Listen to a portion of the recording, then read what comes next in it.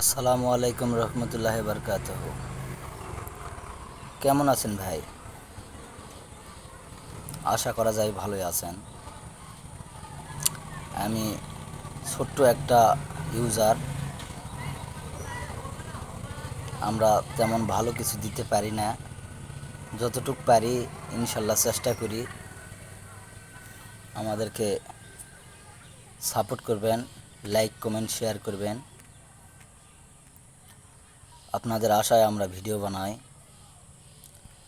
যদি আপনারা ভালোবাসা দেন তাহলে আমরা থাকব, যদি না দেন তাহলে আমরা থাকতে পারবো না।